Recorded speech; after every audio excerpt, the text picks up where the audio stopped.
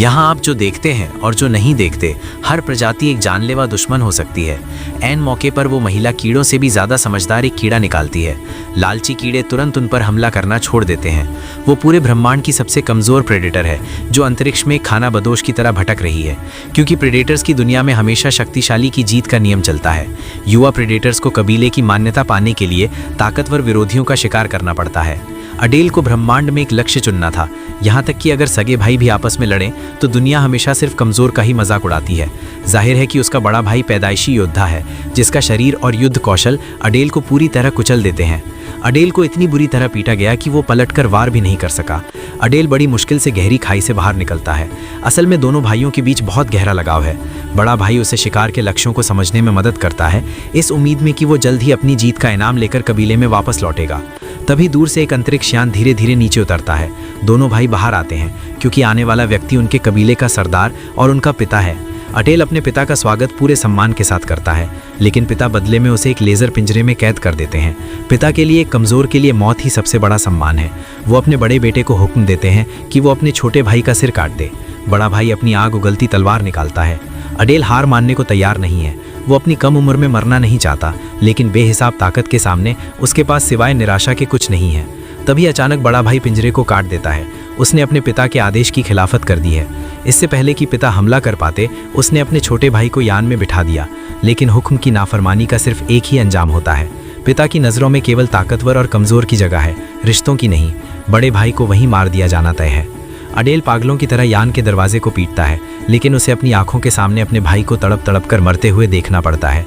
बड़े भाई ने अपनी जान देकर छोटे भाई को जिंदगी दी। मरते मरते उसने आखिरी ताकत से लॉन्च बटन दबा दिया। यान अपनी तयशुदा राह पर अडेल को किलिंग ग्राउंड नाम के ग्रह की ओर ले जाता है। उल्का पिंडों की टक्कर से यान टूट चुका है। खतरे के वक्त अडेल एस्केप डिवाइस शुरू करता है। ये मशीन मोटरसाइकिल जैसी है, जिसमें एक योद्धा आ सकता है। इसकी बॉडी खास धातु से बनी है और इसमें सुरक्षा के लिए ढाल लगी है। आखिरकार अडेल सुरक्षित बच जाता है। इस वक्त वो अपने भाई की मौत के गुस्से में भरा हुआ है। ये जगह बाहर से जंगल जैसी है, पर असल में खतरनाक है। उसके पास बस कुछ खास हथियार और प्रेडेटर वाली आग की तलवार है। जैसे ही वो आगे बढ़ता है, उसे खतरे का एहसास होता है। पुराने पेड़ों की लताएं ऑक्टोपस के हाथों की तरह उस पर हमला कर देती हैं। ये इस जगह की शिकारी लताएं हैं। यहाँ के पौधों ने सोचना शुरू कर दिया है, जो सबसे डरावनी बात है। यहाँ कोई भी प्रजाति एक सोच रखने वाला दुश्मन हो सकती है। ये लताएं कंपन से शिकार को ढूंढ लेती हैं और जानवरों के मांस से पोषण लेती हैं। अब इन्हें सिर्फ पौधा नहीं कहा जा सकता। देखते ही देखते अडेल को चारों तरफ से घेर लिया गया और लताओं ने आखिरी हमला कर दिया। ऐसी हालत में अगर वो जिंदा नहीं भी खाया गया तो भी लड़ते लड़ते दम तोड़ देगा। तभी अडेल को दूर एक उम्मीद दिखाई देती है। मछली के गले तक मुसीबत आ जाने पर उसने कुछ अलग करने का सोचा। वह लताओं के सहारे चट्टान पर चढ़ गया, क्योंकि लताओं की लंबाई सीमित थी और वे उसका पीछा नहीं कर सकती थीं। लेकिन किलिंग ग्राउंड का आतंक सिर्फ यहीं तक सीमित नहीं था। अडेल नदी के किनारे पहुंचा। उसकी कलाई पर बंधे स्कैनर से वह पौधों की सामान्य विशेषताओं को पहचान सकता था। इंसानों की तरह उसे भी चोट लगने पर संक्रमण हो सकता था, इसलिए घावों को भरने के लिए उसे जड़ी बूटियों की जरूरत थी।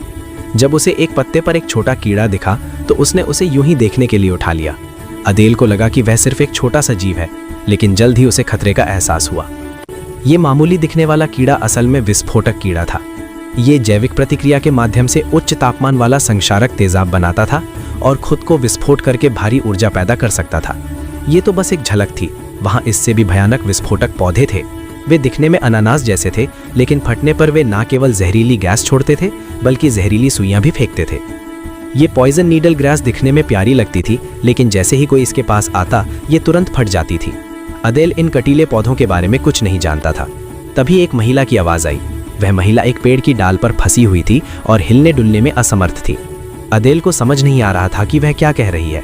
अचानक आकाश में एक उड़ने वाला ड्रैगन दिखाई दिया, जिसने अडेल का शिकार करना शुरू कर दिया।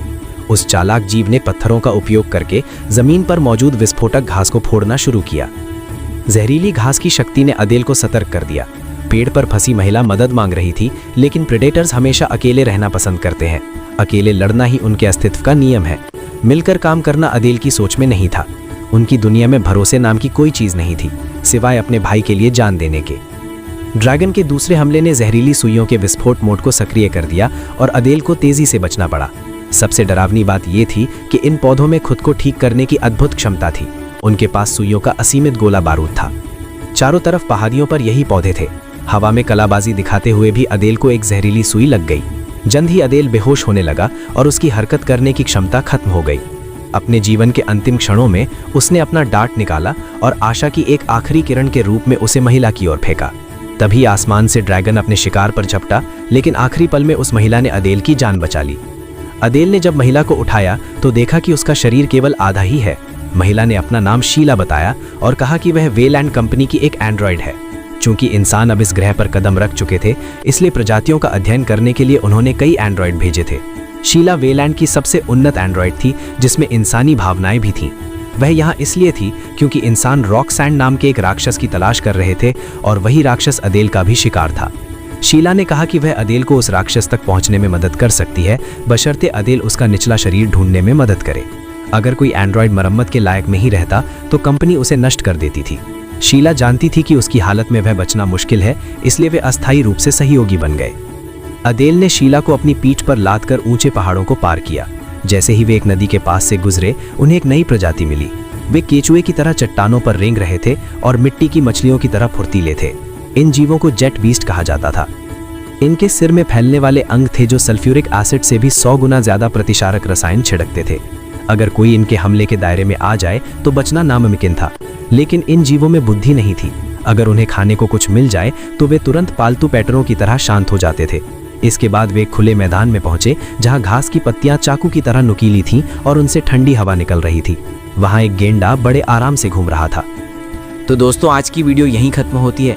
अगर वीडियो अच्छी लगी हो तो सब्सक्राइब जरूर कर देना और कोई सवाल या सुझाव हो तो कमेंट में बताना मत भूलना। मिलते हैं अगली रोमांचक वीडियो में।